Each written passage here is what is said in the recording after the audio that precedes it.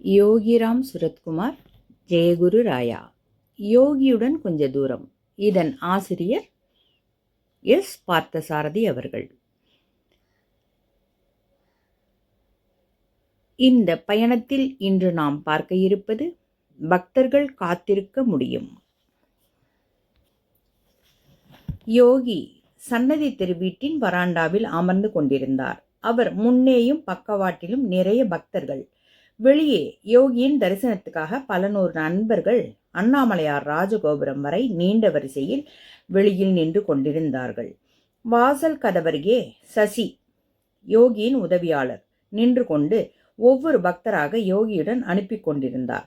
உள்ளே வந்த பக்தர்கள் ஒவ்வொருவரும் யோகியை நமஸ்கரித்து அவர் பிரசாதமாக தரும் கற்கண்டை பெற்றுக்கொண்டு வெளியே வந்து விடுவார்.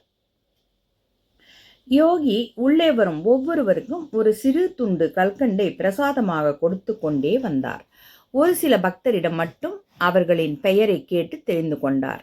எனினும் அதற்கு மேல் அங்கே சம்பாஷணை நடைபெறவில்லை.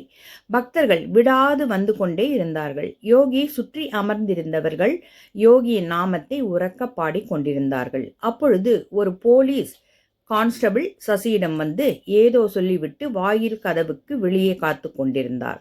சசி தற்காலிகமாக வாயில் கதவை பூட்டிவிட்டு யோகியிடம் வந்து யாரோ உயர் போலீஸ் அதிகாரி சென்னையிலிருந்து யோகி தரிசனத்துக்காக வந்துள்ளதாகவும் அவர் காவல் நிலையத்தில் யோகியின் உத்தரவுக்காக காத்திருப்பதாகவும் சொன்னார்.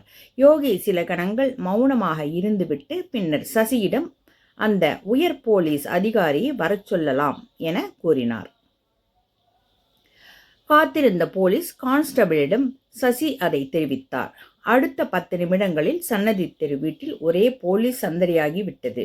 பக்தருக்கும் அதிகமான போலீஸ் காவலர்கள் சிகப்பு விளக்கு பொருத்தப்பட்ட காரை பின்தொடர்ந்து சன்னதி தெரு யோகியின் வீட்டுக்கு முன்பு ஆரவாரமாக வந்தார்கள். சன்னதி தெரு வீட்டின் முன் கார் நின்றது. போலீஸ்காரர்கள் வீட்டின் வாசலில் இருந்த பக்தர்கள் கூட்டத்தை சற்று விலக்கினர். சசி போலீஸ் உயர் அதிகாரியின் வரவை யோகியிடம் தெரிவித்தார்.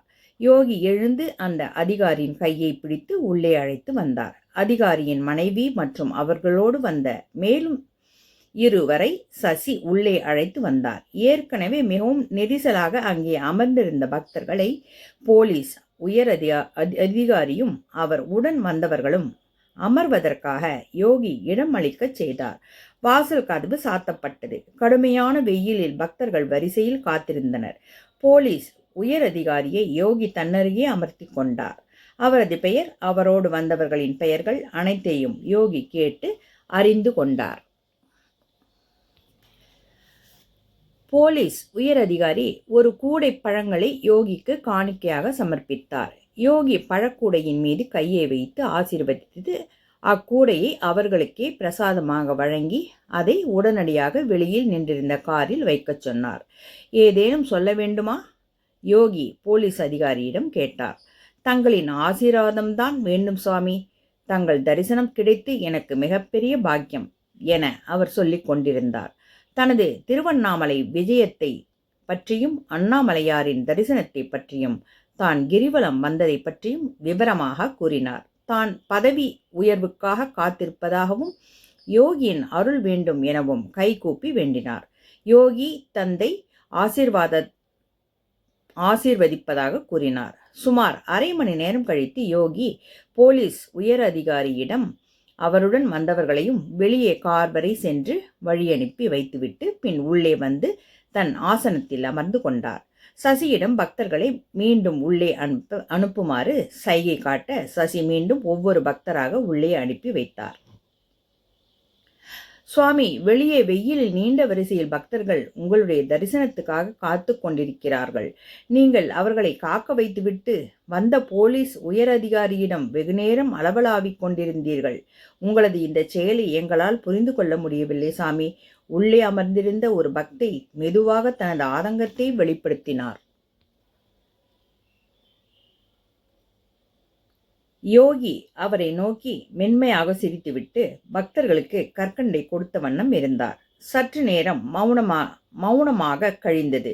யோகியின் பதிலுக்காக பக்தை ஆவலோடு காத்திருந்தார். சில பக்தர்கள் இந்த பிச்சைக்காரனிடம் பக்தியையும் ஞானத்தையும் வேண்டி வருகிறார்கள். இன்னும் சில பக்தர்கள் தங்களின் சுமைகளையும் வேதனைகளையும் இந்த பிச்சைக்காரன் களைய வேண்டுமென பிரார்த்தித்து செல்வதற்காக வருகிறார்கள். ஓரிரு நண்பர்கள் இந்த பிச்சைக்காரன் மற்றவர்களின் முன்னிலையில் தங்களுக்கு முக்கியத்துவம் கொடுத்து கௌரவிக்க வேண்டுமென வருகிறார்கள். பக்திக்காகவும் ஞானத்துக்காகவும் வருபவர்களும் சோகத்திலிருந்து விடுதலை பெற வருவோர்களும் இந்த பிச்சைக்காரனுக்காக பொறுமையுடன் காத்திருக்க முடியும். ஆனால் இந்த பிச்சைக்காரனிடமிருந்து முக்கியத்துவத்தையும் மரியாதையையும் எதிர்பார்த்து வருபவர்கள் இந்த பிச்சைக்காரனுக்காக காத்திருக்க மாட்டார்கள்.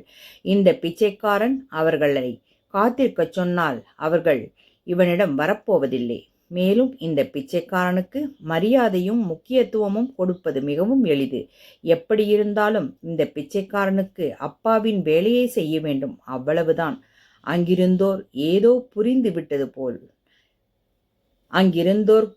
ஏதோ புரிந்துவிட்டது போல் தோன்றியது. யோகிராம் சுரத்குமார், ஜெயகுரு ராயா. பகவானுடன் வாழ்நாள் இறுதி வரை பயணித்துக் கொண்டே இருப்போம்.